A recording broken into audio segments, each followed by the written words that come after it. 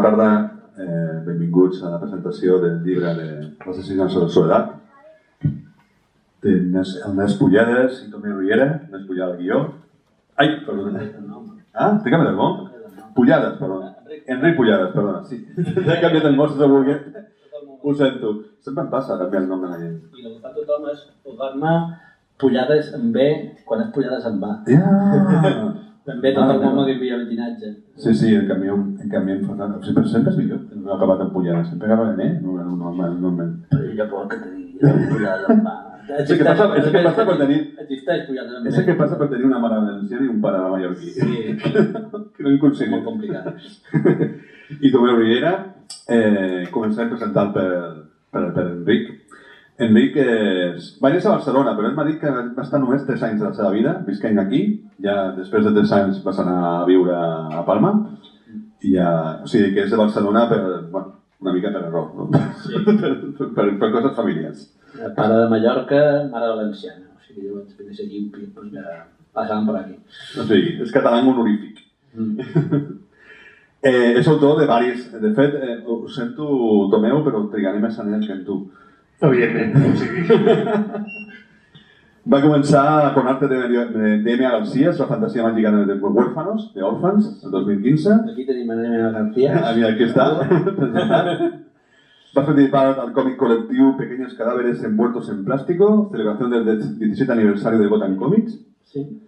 També ha participat en La llum del far, testimonis... Bueno, eres un dels guionistes principals, eren 2 guionistes, no? Era una cosa rara, perquè això era un encàrrec de l'autoritat portuària de les Illes Balears i estava basat en una recopilació d'entrevistes a faroners i tal. Hi havia la persona que havia recopilat, que m'ha passat tota la informació, i el guió del còmic en si era teu. I era gonar de Gonzalo Saneas i Tomatillo Urban, que era el color, i el Llum del far, testimonis dels darrers faroners balears, publicat el 2017. Es guionista de las Olimpiadas del Sufrimiento, que yo te vas a conocer con las Olimpiadas del Sufrimiento. Sí, el Premio Estatal de Palma, dibujado por Gonzalo Eneas, y además es un cómic que es un metacómic, porque está basado en la vida de Gonzalo, pero el guionista es tú, no es Gonzalo. Y era un metacómic muy extraño, pero muy chulo. Yo lo recomano molt. No sé per qui tenia una buena còpia, però va ser un còmic que la veritat a mi m'agrada molt, me'n va veure en Dolman en su dia. I era molt xulo, era una idea molt meta, una idea molt de metaficció, molt xula, la veritat. I també he sigut... Bueno, jo ja li dic que és expert en història mallorquina, perquè has fet 2 còmics de la col·lecció històrica de Balment, Balears, abans i ara.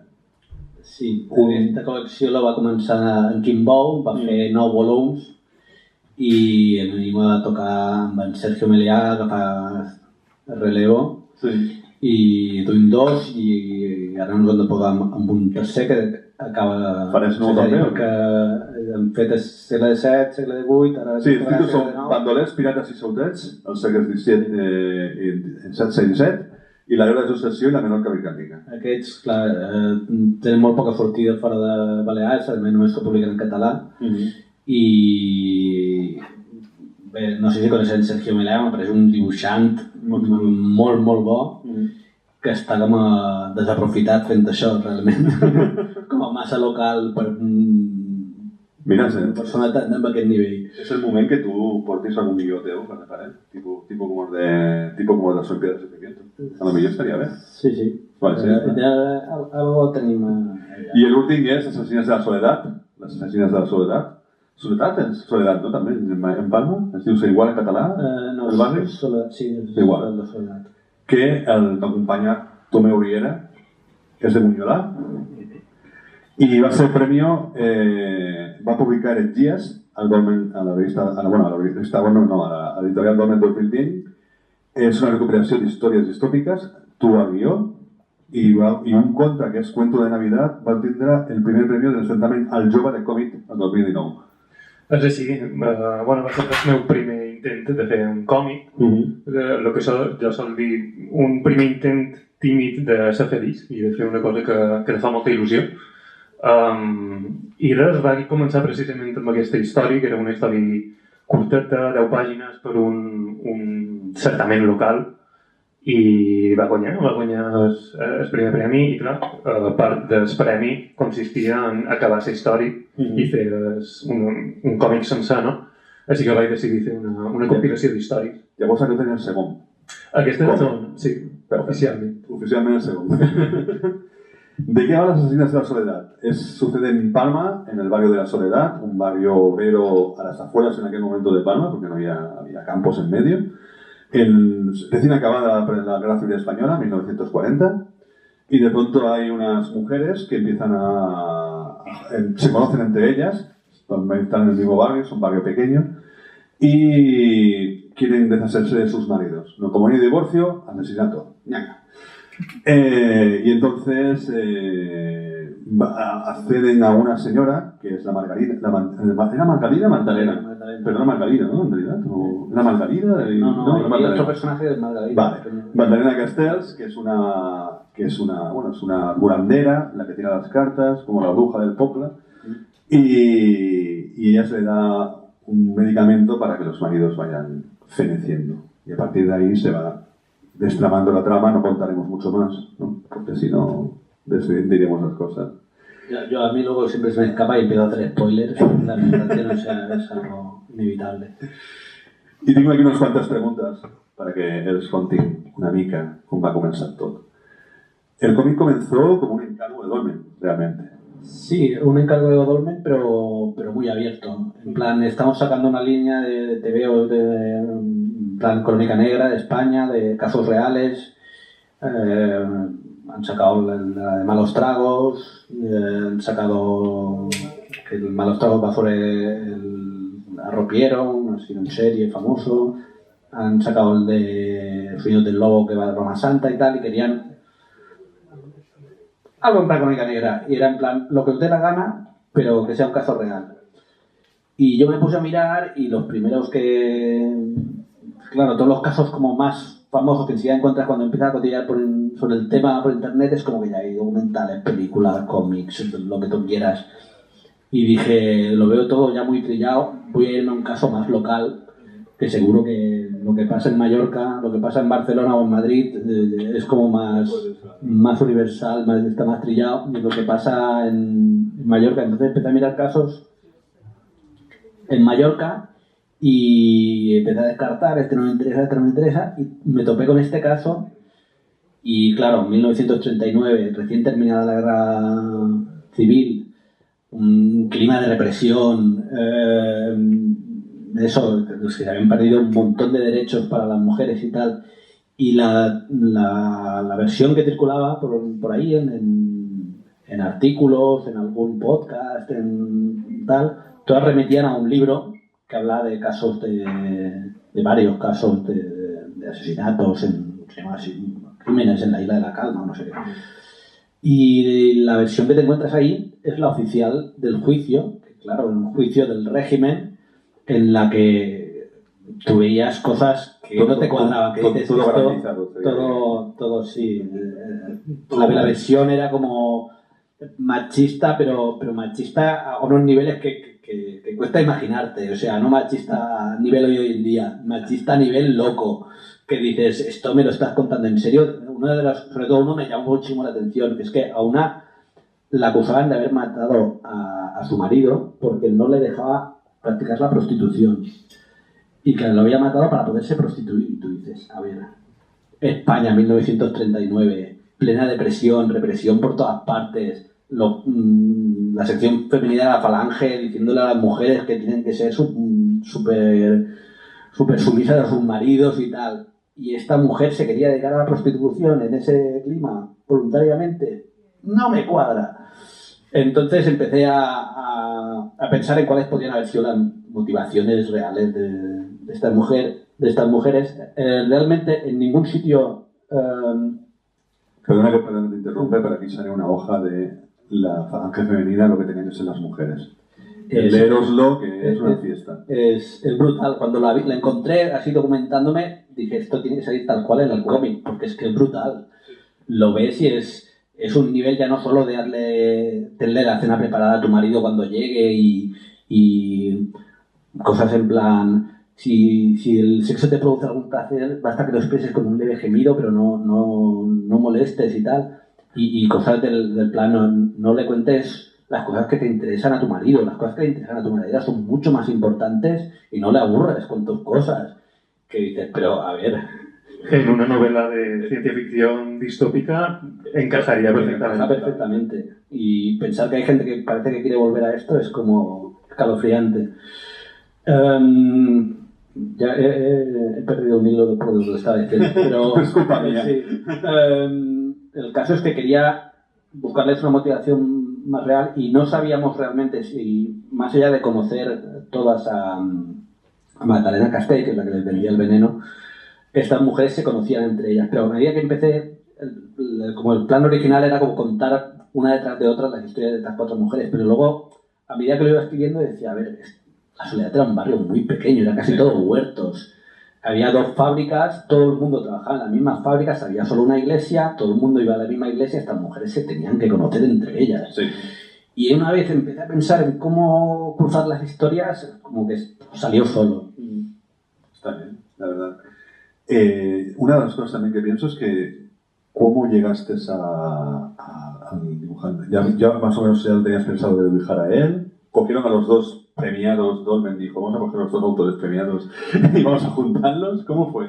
Yo creo que fue más idea de Vicente, de Dolmen, porque después de que yo hubiese sacado el primer cómic, él vio que yo estaba intentando sacar un segundo, pero me estaba costando, porque era duro, ¿no? Entonces, un día que fui a hablar con él, me dice, oye, ¿y no, en vez de querer hacer tus historias y tal, no te pondrías en contacto con un guionista y sacarías así algo interesante? Y digo, vale, sí, me parece buena idea.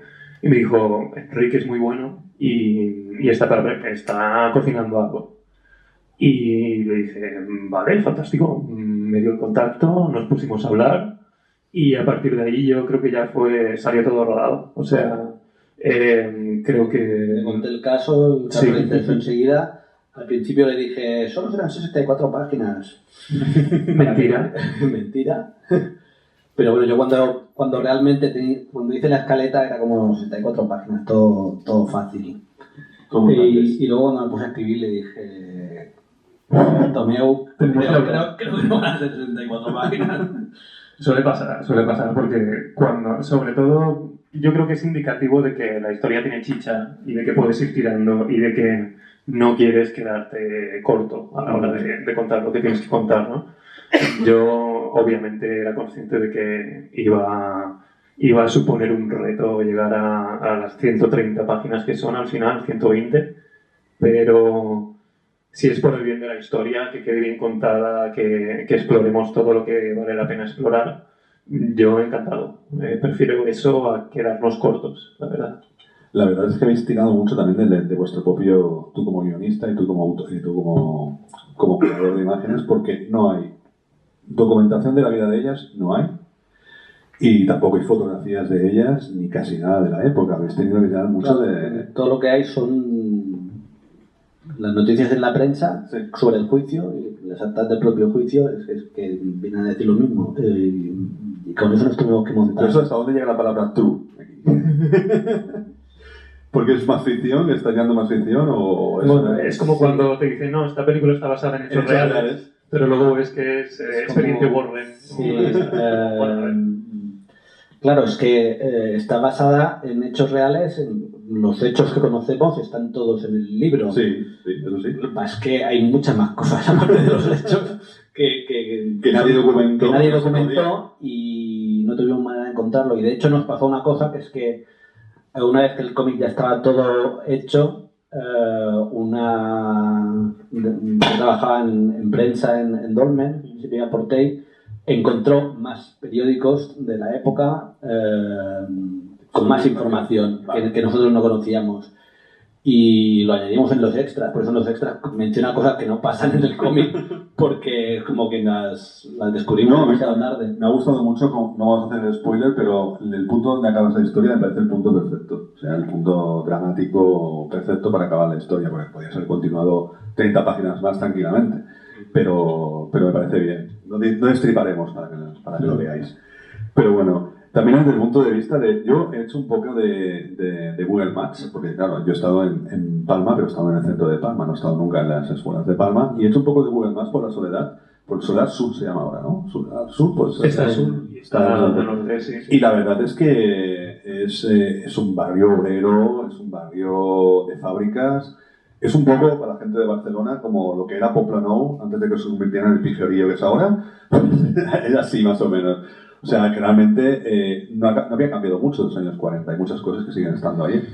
No te creas, porque había muchos huertos ahí. Como la mitad de esto era huerta todavía. Claro, y había mucho descampado. Había muchas zonas que están edificadas ahora que en esa época, delante de la iglesia, era como un descampado. Y claro, no había tantos edificios como ahora y muchos edificios ya no son los mismos, claro. Yo una de las cosas que hice, nada más saber un poco de qué iba a ir el proyecto, fue darme una vuelta por el barrio y sacar un montón de fotos y referencias y tal para documentarme más que nada. Y me di cuenta que esto en los años 40 no podía verse así. O sea, los edificios, por supuesto, todos tenían el aspecto de haberse construido, pues yo que sé, en los 60 o los 50 como mínimo, ¿no? Hasta que al principio.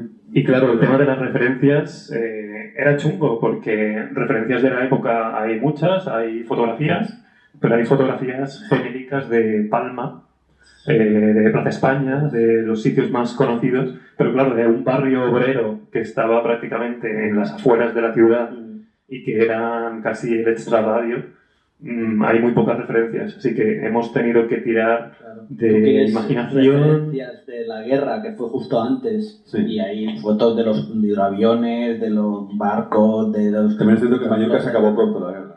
Sí, fue muy rápido. De hecho, el episodio que se cuenta en la novela, que hay como un flashback a la guerra, lo incluí porque realmente sí que hubo un impacto de la guerra ahí. Fue muy breve, pero fue bastante brutal. Y además justo pasó donde yo vivo ahora. O sea, que el desembarco de las tropas republicanas que intentaron recuperar de los nacionales fue justo en Puerto Cristo, que es donde yo vivo ahora. Y me hacía gracia incluir ese episodio. Y además que era mucho más fácil documentarse sobre eso que sobre cosas de la vida cotidiana que además no se quedan documentadas. Con una técnica muy literaria, que es con cartas antiguas. O sea, es muy, no sé, muy Drácula, es muy epistolar. Son como unos 5 o 6 páginas, me parece, ¿no? Sí, es un pequeño flashback, pero quería que se palpase que el fin de la guerra estaba muy reciente y que las consecuencias, todavía que todo el mundo había perdido a alguien. La guerra había terminado, es verdad que la guerra había terminado muy temprano, pero para no haber habido casi guerra, la represión que hubo contra la gente de izquierda fue brutal, igualmente, sin ningún motivo, porque realmente había habido intentos desde Cataluña de recuperar las Islas Baleares, pero resistencia dentro es que no había habido, y aún así la represión fue brutal, de miles de muertos, que dices... Una de las cosas también sorprendentes es la cárcel, que la cárcel solamente había, en teoría la cárcel era un antiguo convento o algo así. Sí, era un edificio. Y solamente había mujeres y hijos mujeres y niños de gente que había de comunistas que habían huido. Sí, que los tenían secuestrados allí. En plan, ya que no paga tu marido, pagas tú. Nos tenían pensando a ver si se entrega al marido para que soltemos a la mujer. Que la mitad de la gente que había ahí no había cometido ningún crimen directamente, ni siquiera tenía ideas políticas por las que la habían enterrado, sino que la habían enterrado por las ideas políticas del marido. Del marido, que es muy bestia eso. Una de las cosas también que me ha sorprendido mucho es que estos tipos de cómics se suelen más o menos representar desde un punto de vista un tono noir, un tono oscuro, un tono opresivo. Sin embargo, Asesinos en la Soledad es costumbrista, es muy colorista, está casi en el punto, en la otra punta. ¿Cómo se te ocurrió esa idea? Diría que fue algo buscado, pero casi salió de forma natural. Porque, por un lado, viendo el guión que había planteado Enric, yo no quería alejarme de lo fácil y de lo morboso, ¿no? De ir a los asesinatos y a dibujar mucha sangre, a hacerlo todo muy, muy bestia, de lo cual hay un poquito también en el cómic. Hay momentos que son crudos cuando lo tienen que ser, pero me preocupaba mucho que siendo un cómic en el que hay mucho diálogo, en el que las protagonistas son las mujeres y pesa más el drama que ellas están viviendo personal de cada una que los asesinatos. Al final los asesinatos es la forma que ellas tienen de intentar escapar, pero intenté que los personajes transmitieran mucho las emociones de cada momento, que fuese un poquito, aunque yo no sepa exactamente cómo eran las cosas en aquella época, intentar hacer un retrato de la época, intentar acercarme a la Palma de aquel momento y pasear un poco por todos los barrios y por las calles de aquella Palma.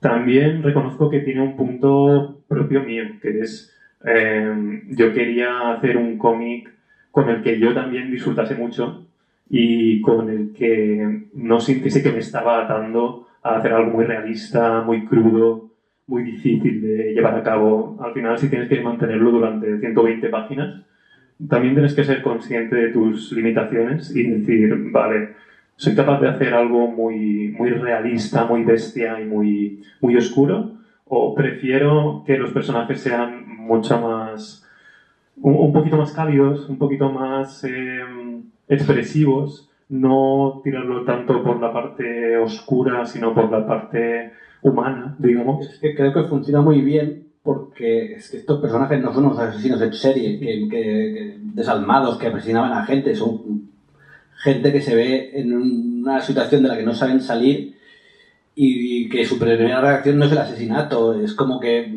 tienen que llegar hasta ahí y tiene que haber un contraste entre su vida cotidiana de gente normal, trabajadora, y el hacer algo tan brutal como cometer un asesinato. Y creo que funciona muy bien porque Tomeu sabe reflejar la expresividad sutil que hace falta para este tipo de historias, de que en las caras de los personajes se vea lo que están pensando sin necesidad de ponerlo por escrito. Y creo que Tomeu lo borda. La verdad es que sí, la verdad es que hay una dicotomía entre la realidad, más o menos, o la realidad que nos han contado y lo que sería lo que vosotros habéis creado. O sea, habéis creado un trasfondo humano para unos personajes, para 4 personajes realmente, porque son las cuatro mujeres que acuden a Margarida para matar a sus maridos. De hecho, hay 3 que sí lo hacen por necesidad, pero hay uno que me ha riñonado un poco más. Pero creo que lo hace más por... Sí, pero creo que es interesante porque yo cuando leí el libro dije, hostia, aquí los asesinatos no sé por qué no están en orden cronológico, los ordenan por orden cronológico. Y me dio la sensación de que cada asesinato estaba como menos justificado que el anterior, un poquito menos justificado. Es como que el primero es como, bueno, este tío es un hijo de la gran puta, que lo maten ya. Pero a medida que vas avanzando, cada uno está como, esto ya es un poco turbio. Y el último dices, ¿este realmente hacía falta? y creo que quería reflejar eso. Tampoco quería venderte que el asesinato es la solución a los problemas de la gente, ni de repente plantear que son unas heroínas por haber ido asesinando a gente. Arsénico por compasión no quería. Sí, no. Y creo que quedaba interesante, además como que estaba como implícito en la cronología de los asesinatos, el que como una vez que han matado a alguien, la primera vez como se lo tienen que justificar mucho porque están dando un paso y tal, y luego como que cada vez les resulta más fácil. Y hay como un descenso y de hecho... Igualmente sí que identificas una villana. Hay una villana dentro de ahí. Sí. A ver, hay una villana, ¿y qué posibilidades había de que se llamara igual que la mejor banda de Palma? Antonia Font. Antonia Font. De hecho, alguna persona me ha dicho, no sabía que la banda Antonia Font se llamara Antonia Font. Una amiga del colegio, sí. Y es como, no tiene nada que ver, no es por este personaje. Pero sí que es un personaje con el que si con un personaje nos hemos saltado los hechos a la torera, es con Antonia Font. Porque ya se había creado esa leyenda. En los podcasts que habíamos visto, en los artículos de periódico y tal, en todos menciona a Antonia Font, que es una sastresa que hace como de intermediaria entre la mujer que vende el veneno y las mujeres que lo usan. Y porque una cosa que no hemos dicho es que este veneno no es gratis, este veneno lo pagan y lo pagan bastante bien. Sobre todo teniendo en cuenta que la mujer compraba Ratiel, que era un matarratas, por 60 céntimos y luego lo vendía por 500 pesetas. El negocio le salía, le añadía un poco de harina, lo mezclaba un poco de sobrecitos, lo ponían sobrecitos y tal, y ala, todo beneficio directo. Claro que también es turbio, como... Y Antonia Font la hemos convertido en ese personaje que realmente, una vez que ha visto la pasta, es como... Yo creo que tenemos que seguir haciendo esto. Yo creo que es más culpa de Tomeo, porque le pone cara así como el típico zorro japonés, ¿sabes? Sí, es verdad. Es el típico Suneo de Doraemon, ¿no? Para mí yo creo que era mi personaje favorito de dibujar, porque tenía esa doble intención siempre, la cara amable que muestra a las clientas que van a la tienda y ese sutil ir conduciéndolas hacia el lado oscuro y decir, bueno, si tienes un problema, pues yo conozco a alguien.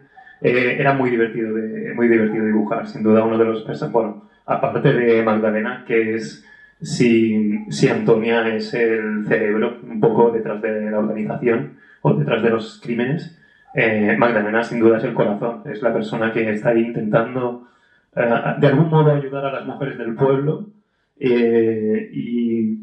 pero también tratando de sobrevivir ella por otro lado. Y creo que una cosa que ha hecho muy bien Enric, y justifica en parte la pregunta que me hacías antes de por qué los personajes son como muy cartoon, ¿no? Como muy agradables de ver, ¿no? Creo que Enric, a la hora de dibujar los personajes, no ha tirado nunca hacia un blanco o un oscuro, o un blanco o un negro, sino que todos son personajes grises en ese sentido. Todos tienen su parte luminosa y todos tienen su parte muy oscura, obviamente. Al final estás hablando de asesinas, pero en todos ellos puedes reconocer algo, que están luchando por algo, que no son crímenes injustificados y viscerales, sino que están premeditados, están pensados y están muy sentidos también. ¿Alguna cosa? Todo correcto. Hay una de las cosas que dices de que se descubrió, de las cosas que descubrió la chica de prensa de Dolmen, ¿cómo se llamaba? Silvia Portés. Silvia Portés. Una de las cosas que descubrió fue que al final no se encontraron restos de arsénico en los cuerpos.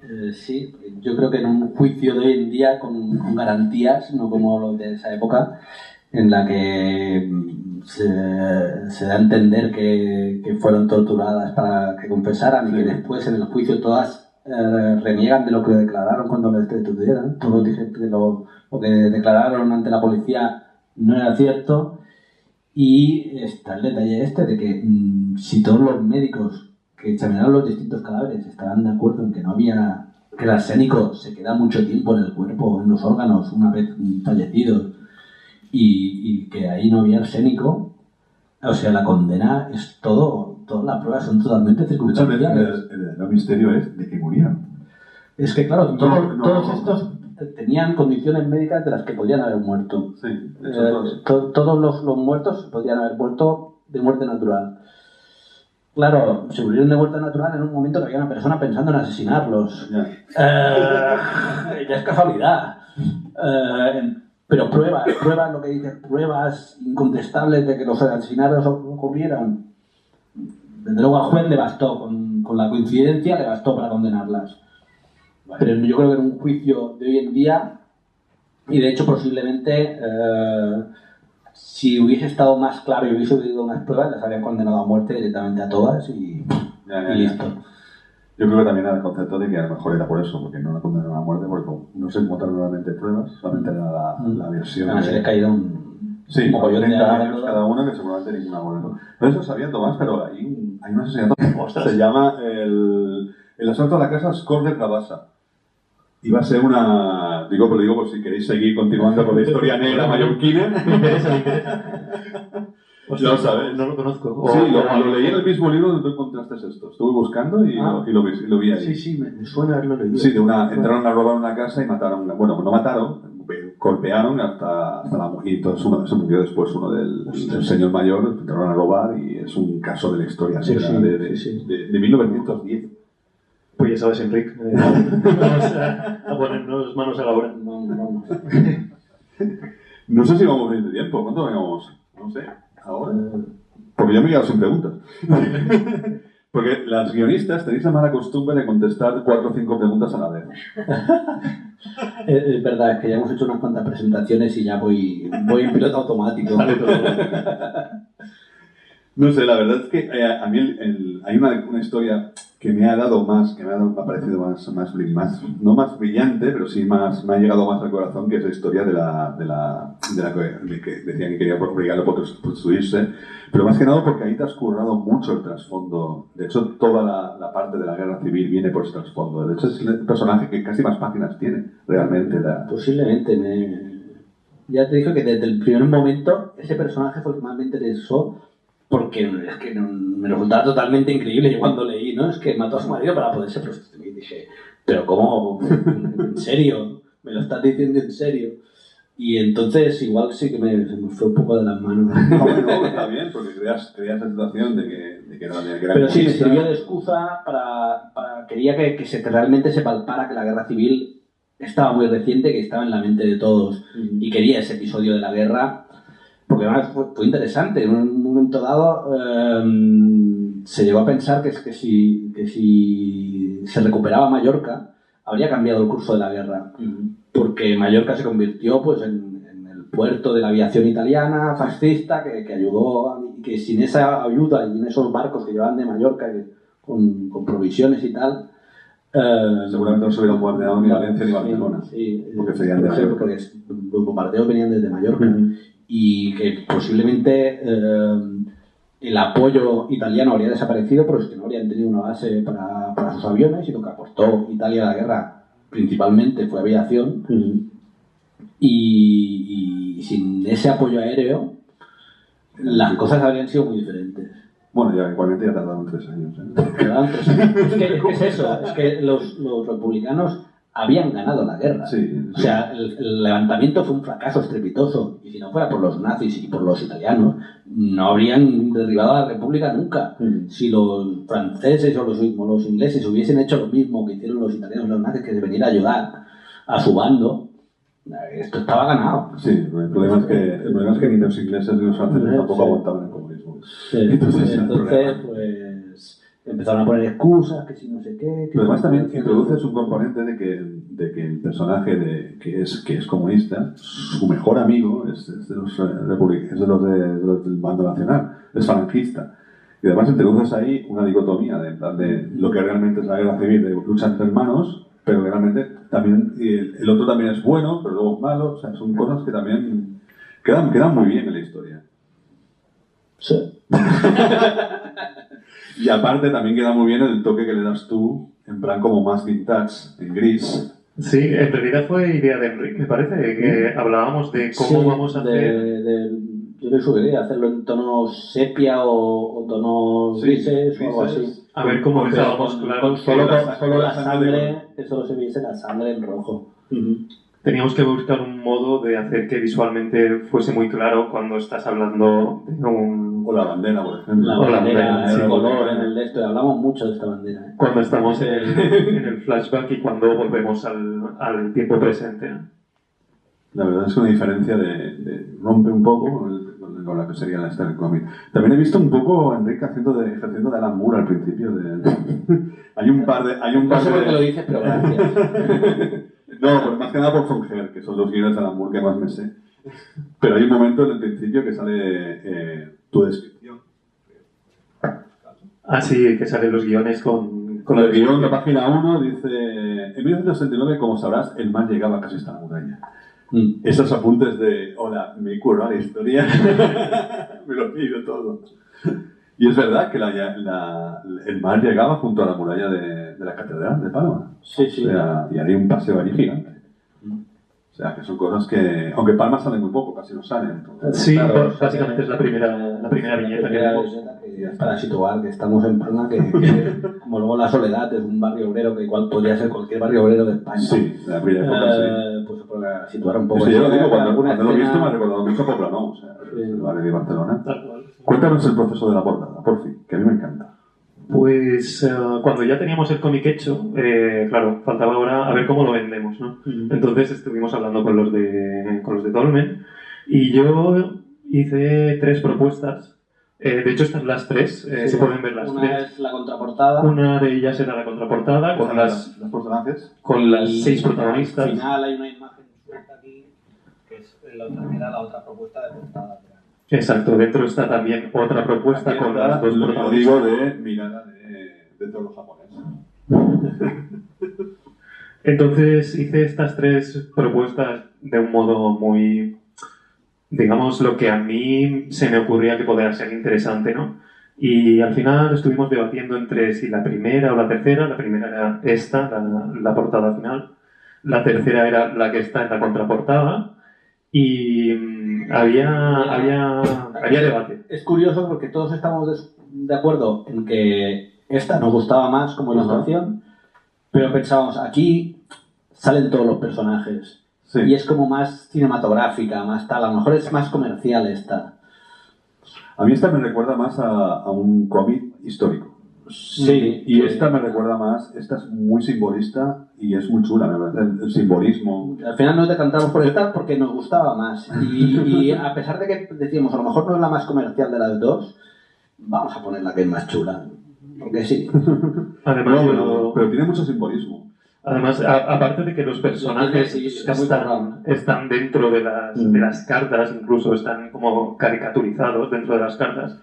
Yo soy un friki de los tarots y intenté que tuviese un cierto sentido, no que tenga un sentido realmente como lectura de cartas, pero sí que, bueno, cada personaje estuviese ahí representando algo simbólico. Por ejemplo, la Magdalena que está con la copa, te está ofreciendo el veneno para que tú lo vendas, para que tú lo uses y tal, ¿no? Y Está aquí en la esquina está el ratil, El ratil. que es el veneno bufado. Bueno, y parte del ratil está una especie de té. En teoría se pone el ratil. Exactamente.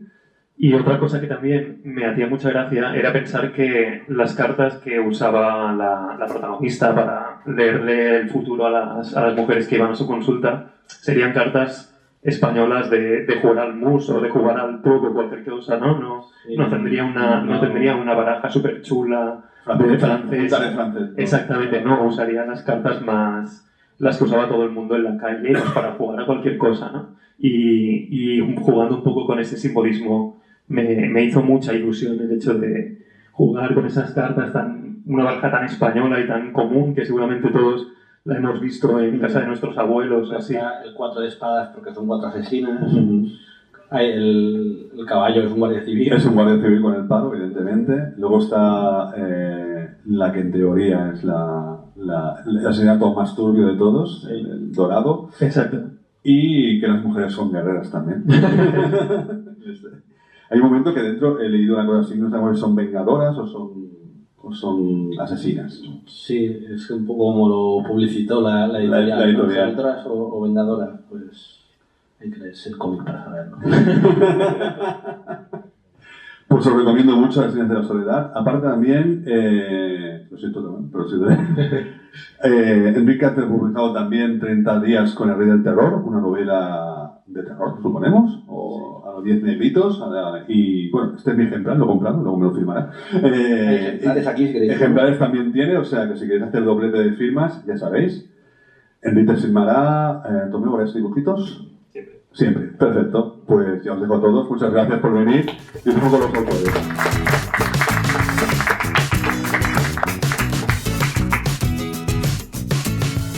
Y eso es todo. Te esperamos en un próximo vídeo.